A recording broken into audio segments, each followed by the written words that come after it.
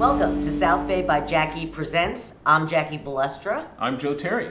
And today we're in the loop with Manhattan Beach City Council member Richard Montgomery and guest Carla Mendelson. Our topic today is the recent road modifications made to Vista Del Mar. Now, anyone that uses that road for their daily commute has firsthand experience of the snarl those changes have created. Now, Richard is at the forefront of this issue, and we're going to learn how this came to be and the most recent developments. Richard, Carla, welcome to the program, and thank you for joining us this morning. Thanks for having us here. So first off, we have to ask you, Richard, how did we get here? Because most people have traveled this road several times throughout their lives if they live in the South Bay or in the West Side. How did we get here with this new modification? Well, I'll speak about what it's like from my point of view. The Tuesday after the Memorial Day holiday, the roads were constricted.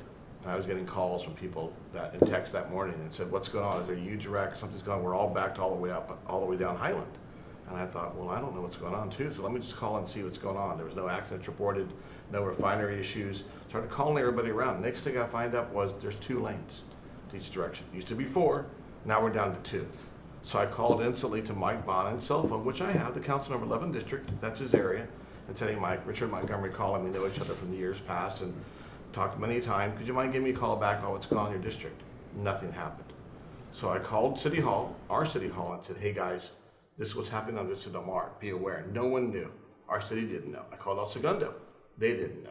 We called everybody around the South Bay. No one knew what had happened. All we knew was 4 lanes became 2. There was no public outreach. What's worse, there was no city to city. Professional courtesy, when you impact someone's jurisdiction or next door, you reach out in advance and say, look, this is going to happen in 3 weeks from now. Just let you know, maybe want to put up a warning sign and let your residents know, put an email blast out. Common courtesy.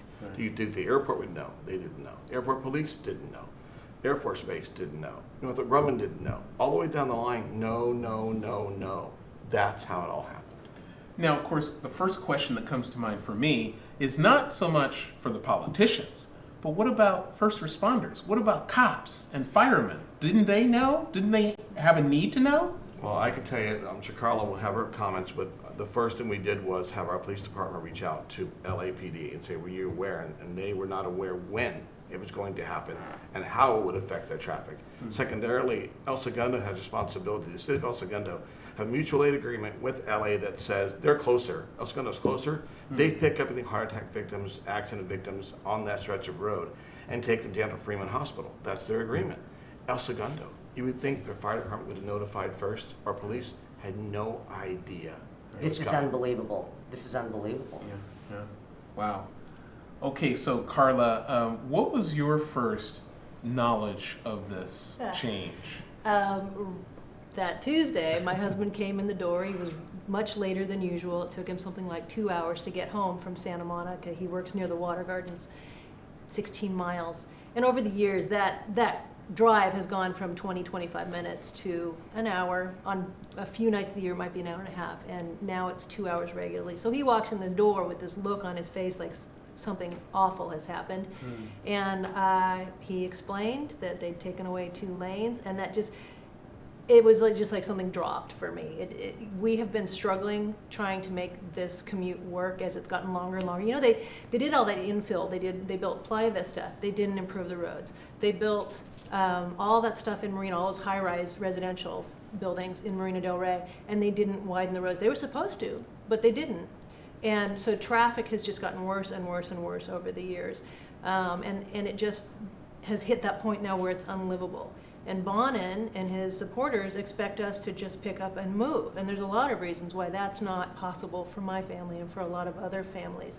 And it's just such a callous approach to this kind of situation where, oh, you can just change your life. You can turn it upside down because we want to put some ill-advised bike paths on the road, which, by the way, are more dangerous than any other configuration they could have done.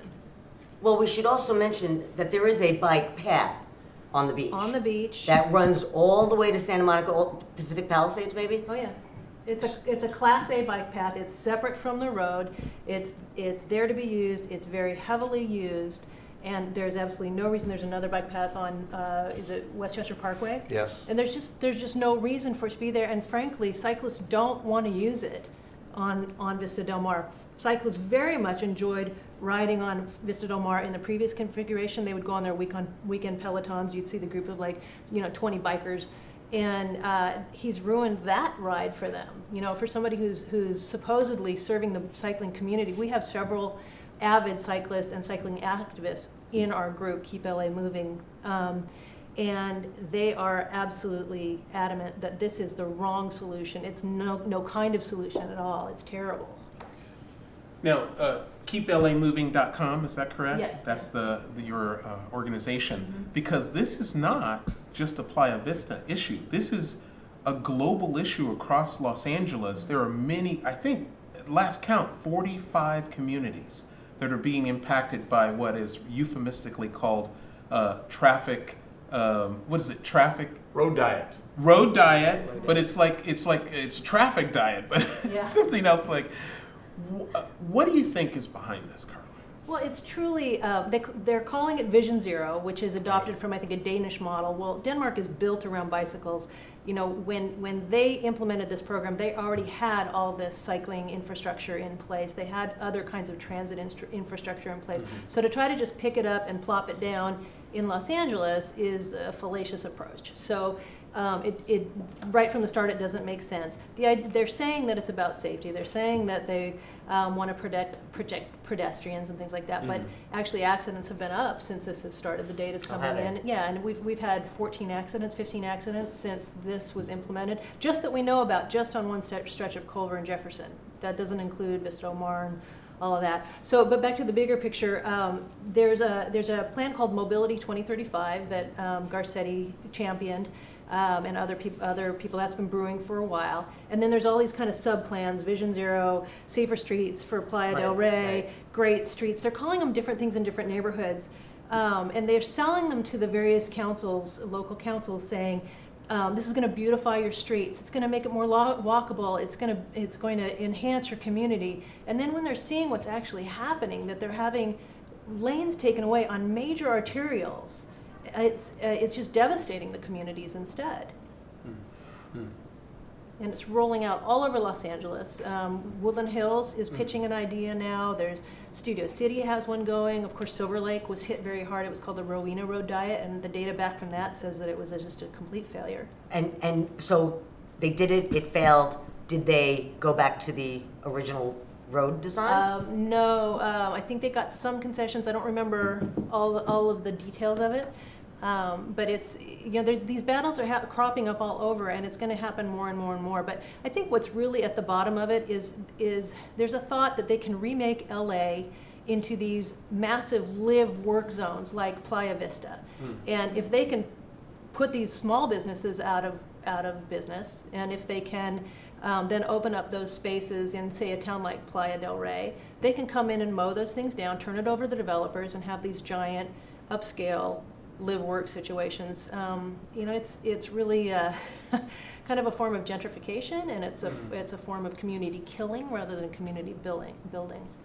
So Garcetti's plan really is Mobile 2035, the building, is that gets you out of your car and have you ride a bicycle.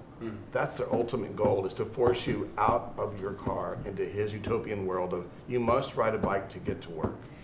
Does that come from the governor originally?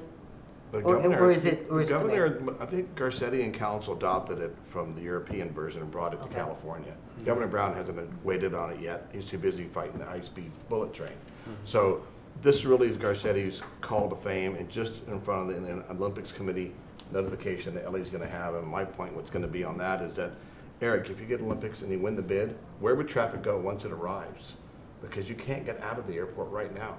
And what are you going to do? Have the athletes and fans and officials bike to all the stadium sites to get there? How are you going to go? Because if you live in Manhattan Beach or the South Bay, how do you get up Vista Del Mar? If you don't ride a bike and your cars are restricted, there's no public access, folks. There's no bus that goes that direction. There's no train that goes that direction. How do you get to work, to Culver City, to Water Gardens, to West LA? If you don't in a car, you have to ride a bike? Tell me, you're going to ride a bike 20 miles each way, and you're going to put your books and groceries or put your kid to daycare on the back of your bike? Yeah, Okay. that's the issue. So, okay, so now we know where we are now. And for those that commute regularly, they're experiencing it every day. What's the next step, Richard? And how do we absorb this or modify it? Is the City Council of Los Angeles listening? Well, let me answer the first part first. We, the city of Manhattan Beach, we started the very first brick and threw it at Bond and directly and called them out and saying, this is wrong. Your process is flawed because you didn't do three things correctly. Number one, there was no outreach. Number two, the process, you're supposed to notify Coastal Commission when you restrict loads next to the ocean, correct? They didn't go to the coastal Strike commission. number two. Strike number three, you would think that have a backup plan that said, okay, if it really is a trial period, you do a trial period, you have metrics in place that says, okay, we're going to take all the information from everyone, we're going to look at our engineers and look every 30 days and say, you know what, we're going to tweak this, tweak that, here we go. No metrics. There was no plan in place. So we found it from meeting with the LA Department of Transportation, who was courteous enough to come to Manhattan Beach with all the mayors in the South Bay together, with the representative from Los Angeles World Airports, and the first thing she told us, the general manager of LA DOT says, we screwed up. We did not do outreach like we should have done. And the first question our mayor went after and said, why? Well, this is an emergency procedure. There was no outreach before. There was no planning before. Councilman Bond had asked us to get this done, and we just restriped it.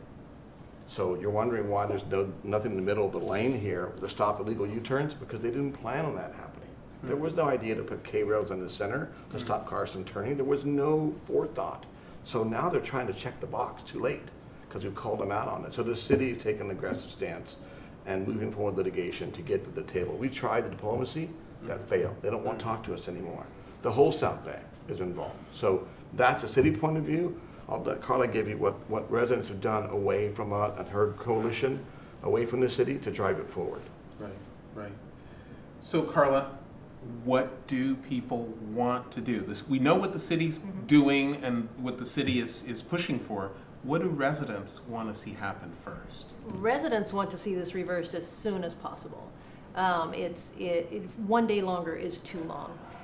So we are working on building our lawsuit that's based on CEQA and the fact that they didn't follow the environmental rules. That's more addressing some of the stuff that they did in Culver. They didn't file paperwork for Vista Del Mar, so that's just wide open. They keep saying that's an emergency, but they did it in response to a lawsuit. A girl died, Naomi Larson died late at night in a really tragic accident. She was hit by a taxi. The lighting on the road was cited as part of the reason. The fact that there were no lighted crosswalks was part of the reason. The speed of the taxi cab was part of the reason. It had nothing to do with commuters. But that's the case that Bonin is citing. He didn't make the fixes. The DOT went in there in 2013.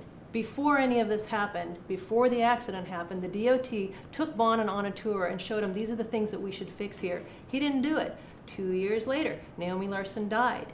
He didn't do anything then. 2 years later, he's about to be deposed in the Larson lawsuit, and all of a sudden the city settles for $9.5 million, an incredible sum for that kind of accident, and then he does this road diet as an emergency.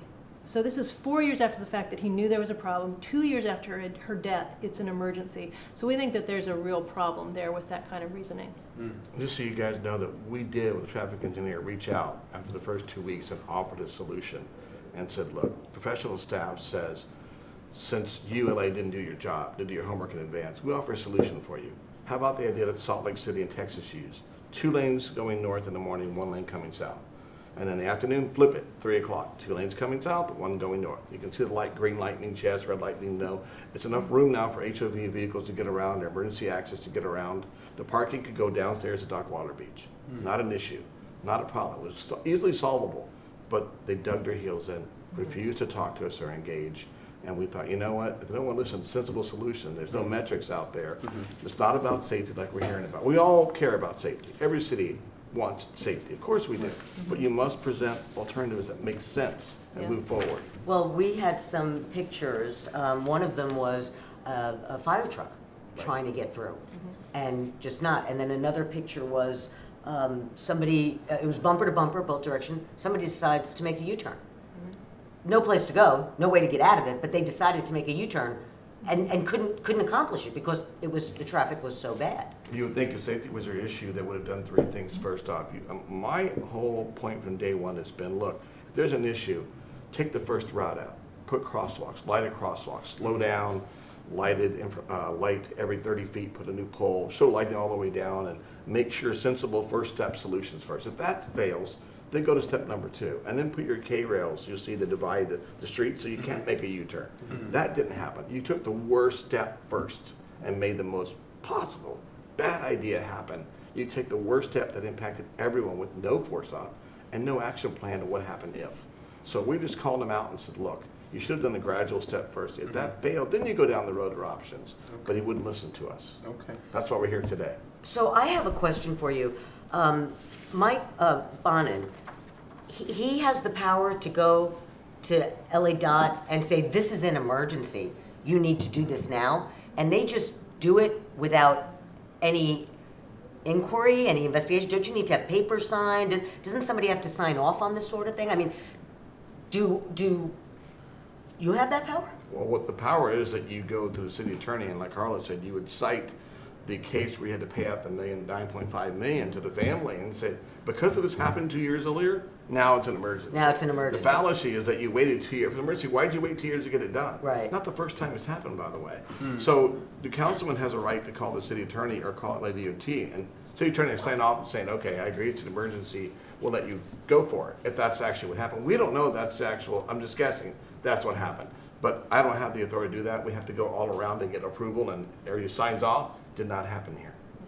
And it wasn't an emergency. We know that. We know it wasn't an No, emergency. and the DOT is on board with this, and we've had people that are talking and watching what the DOT feeds are, and you know, there was a meeting last week in Mar Vista, early this week in Mar Vista, and the DOT actually recruited cyclists from other communities to go to the Mar Vista meeting to rally for the changes that weren't even in their communities. So they connected with cycling groups and with cycling stores in order to pack the meeting.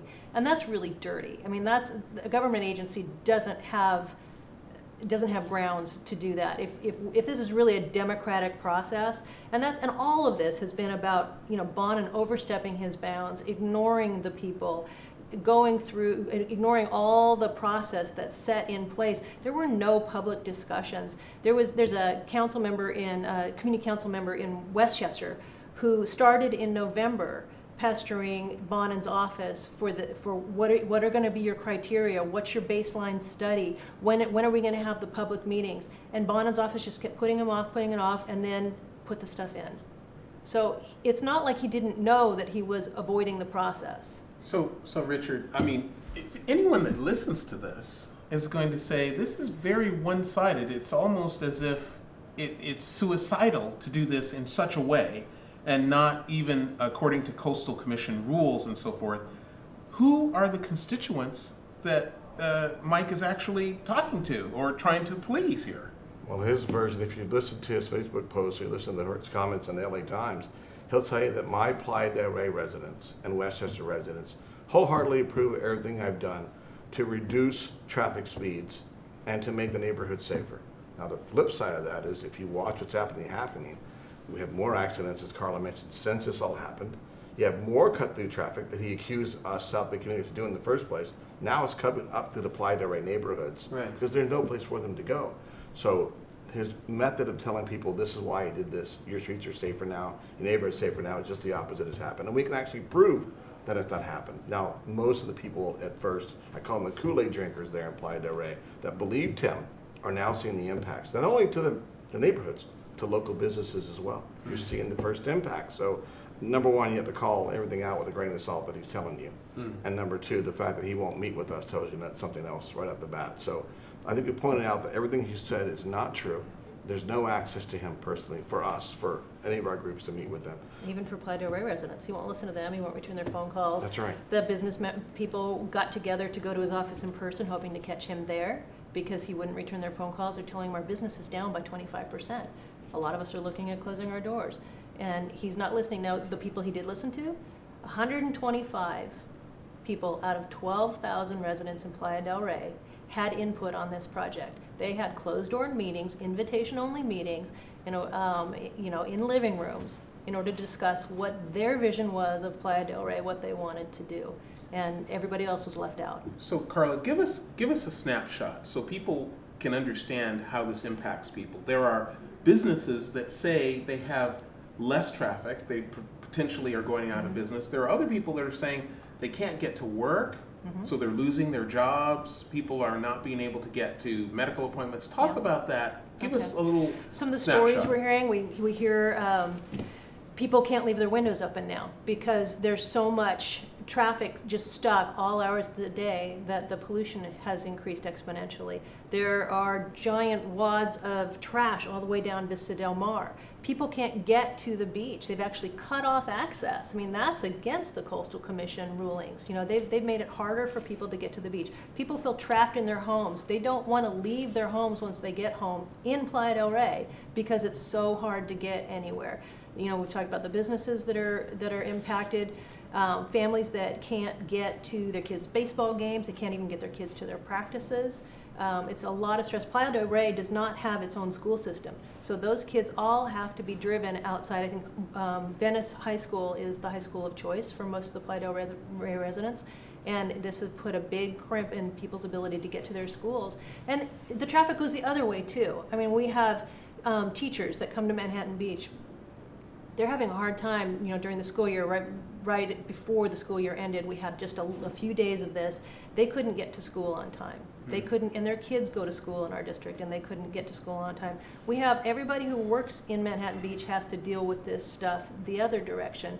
The commutes are, you're looking at 5 hours a week taken out of your life. And when you figure that you were already commuting for a certain amount of time a day, you've got long work hours, you're already barely getting time with your family, or maybe you have to get home because the preschool closes at a certain time, or your kid has certain things to go to, or they've got to get to a dentist appointment, or they have a medical emergency. I mean, how are you going to negotiate all that traffic? It makes it so unlivable for the families all affected by this. And one of the frightening things about this is they're planning to roll it out. Right now it's on Vista del Mar, Pershing, Culver, and Jefferson. They're planning to roll it out on Lincoln Boulevard. They're planning to roll it out on Sepulveda Boulevard. One lane on Lincoln each way? They're going to take away one lane each way. Three now, right? I think there's three each way now, and so there'll be just two. And I don't know if you've driven that road during rush hour. Like, both of those roads are already beyond capacity. The people who live in Westchester, I think it's 83rd and 87th, and they can barely get out of their neighborhoods because there's three main roads that get out of like Kentwood and those areas onto Sepulveda, onto Lincoln.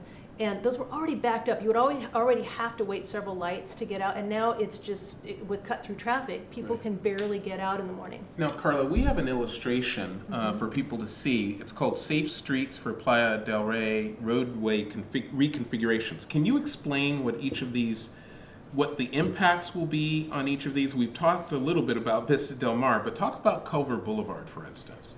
Well, they took away one lane on each of these roads, and gave it to bicycles and to parking. And so these were already very heavily traveled roads. Bonin likes to call them cut-throughs. He likes to call them shortcuts. These are designated secondary arterials. They have always been intended to move traffic. Going further south from there, these roads are bounded by the ocean, by the Butterfly Preserve, and by LAX. There's no grid streets going across there. There's no venting of the cars. Cars, once they're on these roads, have one way to go. And they put parking here? They put parking. For who, if there's nothing there? Who's going to park there? Well, in Culver, it's a mix of, once you get into the town of Playa del Rey, there's a mix of business and residents. There's some, No, I meant between the Butterfly Preserve. Oh, there's nobody there. Okay, all right. But they put in parking. Yeah, well, they put in on Pershing, they did not put parking in the section behind the Butterfly Preserve. Okay, all right. But in the part that goes through the town of Playa del Rey on Pershing, they put in parking because there's several large rental apartment complexes. There's smaller duplexes, but it's a business district. There are a lot of businesses there too. And then as you go further up through Culver Boulevard, it cuts through Bayona, through the wetlands. The woman who has been most active and the most connected with Bonin in this is a huge proponent of the wetlands and has been a very strong protectress of the wetlands over the years. And it's a benefit for the community that she has helped protect that area. However, in this case, she is using her connections to try to choke off traffic. Somebody in her group actually suggested that they put gates at either end of town, so that nobody but residents of Playa del Rey could drive through on these major designated secondary arterial highways. Are you kidding? I'm not kidding. You're not kidding? They actually posted that. Yeah. So Let's build a wall. yeah. Yeah. Wow. Yeah, that's the attitude that's behind this. It's, we don't want you people here. Everybody has experienced huge growth. We can't turn the clock back and make Manhattan Beach the city it was 20 years ago. We can't make Playa del Rey the city it was 20 years ago. As nice as that was, those days are gone, but we still have to find ways to work together to make a regional solution. And this is just a big middle finger. And we'll just tell you before we're off the map, this red colored piece, Yeah. that's Vista Del Mar. Right. The reason why it's red, they called emergency ordinance, emergency road decision. Everything in blue was planned out and discussed. People saw it well in advance. The red one, as you pointed out, was not planned in advance. Right. And Carla touched on the point of environmental issue. I'm surprised we've not seen Heal the Bay, Surf Rider, Sierra Club jump on this and saying you're causing all of this pollution. And the calculations that we've seen from one of the studies in New Hampshire talks about how much gasoline is being used and emission tons that are being projected just on the basis of what we've seen so far. As studies go on and more data is collected, you'll see this choke point on pollution and fumes as we go. Speaking of fumes, somebody forwarded me an article, Garcetti's toxic bike lanes, criminal liability could rival Flint's poisoned water, because apparently the bicyclists riding in these lanes are just getting all of this exhaust from the cars. Yeah, you're If we- sucking tailpipes the whole Correct. time. Yeah. Correct.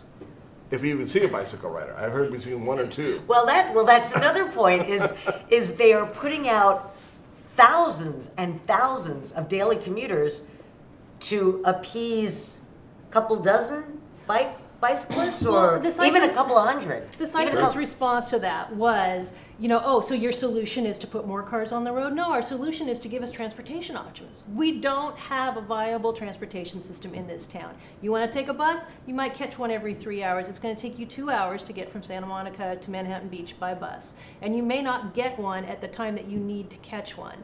We don't have the train. We don't have the Hyperloop. It's just, they need to look at it from a different direction. Let's use the carrot instead of the stick. And if the goal is to get people out of their cars, let's make it possible for them to get out of their cars. Right. How about one more point? Let's say this, in theory, we know in advance that a tsunami's coming. Did you know that Vista Del Mar is a state Area G tsunami evacuation route, not only from Redondo, Hermosa, Manhattan? We can't go east. There is no way to get to the east. You have to go north along the ocean. Guess what? You just choked that point off that you mentioned, public safety. They can't get through. Right. How are we supposed to get through to the north? Right. This is a published state tsunami evacuation route. You just choked it off. I'm sure the body had no clue, or couldn't even spell tsunami. So here we go. Starts with the first letter of my last name. There you go. Maybe text them that. So, okay, Richard, we've talked about the plan as it was implemented, the last minute emergency. We've talked about the impact that it's had, Carla. Richard, what happens now? Well, I think you read the news today. We found out there's a third group that we were unaware of. No one I knew about it. But property owners that actually filed suit before we did and before the Carla's group did, there's a condominium complex on the west side of Vista Del Mar before you reach the turnoff to Culver. And it's kind of, you look at it, it's got a little island to it. It's kind of by itself on the left-hand side. What LADUT in its infinite wisdom made a no left turn over the road to get in, and they can't get out the other way because all these cars are stacked up. You just cut them off on 2 access routes. How do you get in? How do you leave? So What if your wife's baby is coming? How do you get out? You don't get out. What if So your a- dad has a Nowhere heart to go. attack? How do you get out? There's nowhere to go. So it was a condominium complex, a subdivision that is now suing, Yeah, they're HOA. HOA is suing the city? Yep. Correct. They beat both of us to the punch. We've had more longer deliberate time to get our ducks in order and move through with all of our ammunition, all the kitchen sink with us. I don't know how much study they've done compared to our different groups and moved forward with it, but the fact they jumped in is telling me there's more people that are just as frustrated that are actually in Bonan's district. So much of Bonan's claim that we're only affecting those whiny Manhattan Beach people and South Bay commuter cut-through people. This blows his argument to hell. Because now it's people in his own backyard, his own district. They say, you know what? Enough. You've isolated us now. What a great topic for the first South Bay by Jackie presents. Very hot topic. We're going to get into now. What do people do? How do they get more information? Carla, We is have it Keep LA Moving, yeah. .com, and keeplamoving.com. And we've set that up as an umbrella website. So as other communities are affected, they can roll on board and people can click through. They can go to our site and click through. If you're in Playa del Rey, there's a button you can push and you can go to Playa del Rey's organizers, and there's a button you can push to go to Mar Vista's organizers, and we're talking to other communities. We've got a Facebook page, we've got Twitter going, we've got all kinds of stuff happening. What we really need are people to keep putting the pressure on. We've been encouraging people to continually write and call Bonin, Herb Wesson, Garcetti. I can imagine the answering machine. Bonin's answering machine and the cursing and screaming. Oh yeah, they're getting tired of it. So that's one thing people can do. Our lawsuit is going to be really expensive, but it's a really good shot at keeping this thing in the news, at getting it turned around, at maybe helping other neighborhoods get a little traction when it starts to happen in their neighborhoods.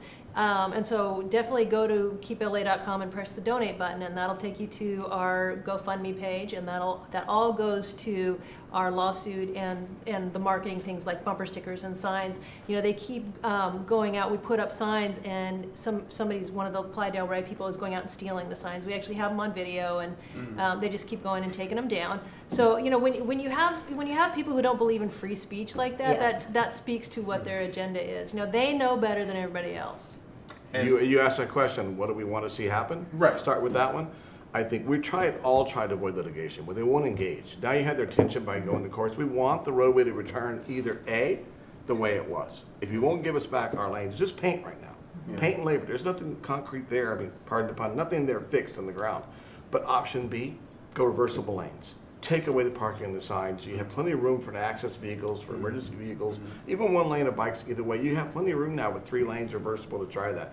We want action, but positive action that compromise all of us, that says, here's our compromise solution. It works for everyone going forward. We want a solution that works, and safety is key to that too, but also understand our needs of the South Bay as well, because right now you are choking us out there. And I think that the city has got its own website. Go to citymb.info, and if you look on, hit the button for trending now, you'll see all the information about what's going on and how to access and who to email and who to call. And we're supportive of Carla's group as well. We're working in tandem to move this thing forward. But all we want is a common sense, fair solution. Now, of course, this is In the Loop with Richard Montgomery. Yes, sir. What is your vision for this show, In the Loop? You're going to be doing this a couple times a month. What's your vision for this show? I think the vision is to show the South Bay residents, keep them informed of what actually is happening, that they don't either A, not know about it, or B, how do I make a difference? Once I know I'm informed of what's going on, how do I make a difference? How do I help the city and these groups make a difference and stay informed and find a solution? So you're going to have someone now, I think I'm the only person out there that's A, on council, B, now it's my 3rd term, but as you can see, what I care about, I'm passionate, and you'll hear my voice, and I know no problem speaking to the media. Easy every time, but more importantly, access for residents. Either call me, email me, come to my office, and find a solution to get these things done. Whatever the topic may be, for the next few months, I think Vista Del Mar is going to have your attention for a while. But hopefully when that's settled, we'll go on and talk about desalinization plant coming up on El Segundo. Things that are going on around the South Bay, all around the South Bay. And we didn't even talk about LAX and its modernization program, adding trucks to Imperial Highway. That's going to happen soon now too. Well, so. there's a sewer project up and coming. There's another sewer back on Pershing. There's a sewer project going on in Culver pretty soon. There's another infrastructure. I saw a sign posted for on Vista Del Mar. It's constant, that there's these infrastructure projects, and then to have this happen is just too much, I find it amazing that did Bonin really believe that he could call this emergency, do it, and think he wasn't getting it? I think so. Really? I think so. I truly believe he thought there would not be any resistance. Those that were so disgusted with government. Because we're so laid back in the South. And we don't listen. So laid. That they thought, this typical government, why, if I even email or call him, nothing's going to happen, so why should I even care? He picked the wrong area to try that with. I would remind him what happened in Redondo Beach Center account. Pay attention. Yeah. Watch what happens in the South Bay. If he'd done that, he would have said, hey, you know what? We made a mistake, Richard. Well, We listened, everybody. We should go back to you and stop everything right now. Let's find a common sense solution. But that's why we're keeping people informed. That's why I want Carla to be here to tell you what's going on. Right. We'll have more fun things in the future, but Right. we want a solution that's fair to all. Yeah. They And demand a solution. he thinks we don't matter because we're not in his district. We're just, this island in the South Bay. But we are a part of the region. We work in his district. We own businesses in his district. We employ people in his district. We shop in his district. We pay taxes in his district. And for him to do something like this, while we're not strictly his constituents, we are, in effect, his constituents because we are so interconnected through here. And for him to close his eyes to that and close his ears to that is very short-sighted, very unfriendly, and I would say probably even vicious. We didn't start this fight. We're going to finish it. Okay. I like it. Well, that brings me to the $64,000 question. Recall. I've been hearing stuff about putting together a recall effort. Yes, there's Bonin, yeah. recall. Yes, make sure you point that out. Yes. Yes, Bonin, we're talking about. Bonin. Yeah, so Bonin, he happened to hit the jackpot in terms of term limits because he's got a 5.5-year term now because of the way they rotated the length of the terms or the election cycle. So, and he's on his last term, so he gets this long span. He thinks he's untouchable. There's a group in Mar Vista who are beginning to build steam for a recall effort. They have to wait until October to roll it out because there's a 3-month period that you have to wait after the initial inauguration day, which was July 1st. So in October they'll be rolling this out. You'll definitely be hearing from us about it. You'll be hearing in the news about it. He's got a fight on his hands. Yeah, it's interesting because another recall on a council person, I'm forgetting which city it is, they put together, he was the one that voted for the, Yeah, what, it was in San Diego, right? someplace, but he voted for the Gas tax. yes, Yeah. Yes. and Republican. Right. And they got twice the number of signatures they needed in like 6 weeks. I think you have like so many months to get the signatures for recall. Yeah. And then I understand that they were trying to change the law about recalls, right? Just as that, right after that happened, somebody tried to change the law about recalling Senate. Is he It's Senate? assembly member. Assembly and- member. and Sacramento protected it by extending that law now Right, to right. cover him during this time period for the recall. I'm sure Carla will tell you how many people have signed her petition so far and how many joined her We have group. over 7,000. Yeah, this is going to happen fast. Yeah. You brought up the gas tax, so Measure M that they pushed through, and it was all about the streets, and we're going to be able to fix the potholes finally and take care of all the problems that we all deal with every day. Guess where that money is going? Bonin and Garcetti are making a bid to make a huge chunk of that money part of this Vision Zero thing. So instead of fixing our potholes, instead of making sure the striping is right, instead of doing all the things that we need them to do, they want to spend it on putting in bike lanes, taking away road lanes, putting in parking, putting in plants, doing beautification instead of the stuff we really need. Do these guys not have to commute to work? Do they not have children that you have to get to soccer games? They have Do they drivers. not? Yeah, they have. Yeah. Okay. All right. Well, you know Yeah. something. Maybe they should try living our lives Yeah. and driving that road. Well, Bonin rides his bike to downtown LA at least once a week. He's very proud of that. Good for him. He doesn't have to Yeah. pick up his dry cleaning. He doesn't have to buy groceries. He doesn't have to take his kids places. He has somebody else to do that for Right, him. right. And they have he- showers he- there. Yeah. And, oh, he has that's showers. nice. He has a Right? shower. And That's now, nice. and now he has a bike lane courtesy of himself. He made sure it went in right where he lives. Well, we are going to have to wrap it up. Time is running out, but Carla Mendelson, thank you so much You're for welcome. joining us today. Welcome. Thanks for having And me. it's keeplamoving.com. KeepLAmoving.com. Go there. Do you Check want it to out. give out any other contact information? You know what? That's the place to go. It's the easiest thing to remember, and from Okay. there you can click to your neighborhood. You can find out how to write. There's a forum on how to write people, and just form to donate. Please donate. And this isn't just for Plyer. This is for the 45 other cities that are going to be experiencing something similar Yeah. in the near future. Yeah. As communities roll in and want help from us, we're happy to help them with our learning. Right. And this is called Zero Vision to us, not Vision Zero like they're telling you it is. It's called it's Zero just the opposite. vision. Zero vision. Zero vision. And zero planning. But here's a case of what not to do with this mobility plan. This is a perfect example of what not to do. So we're keeping you informed, more to follow, and thank Carla for being And here. Well, you're keeping them in the loop. We're Yes, keeping, that's we're right. keeping us in the Yes. loop. But we need your contact information because I'm sure people are going to be watching this that were either unaware of it or they didn't know what was going on. So what is your contact information? How can people get in touch with you? Best way to reach me is R Montgomery, Montgomery @city, CITYMB, like Mary Boy, .info, INFO. Okay. All right. All right. So everybody out there, if you have any interest in this subject, it affects everybody in the South Bay. Right. So these are the people to get in touch with.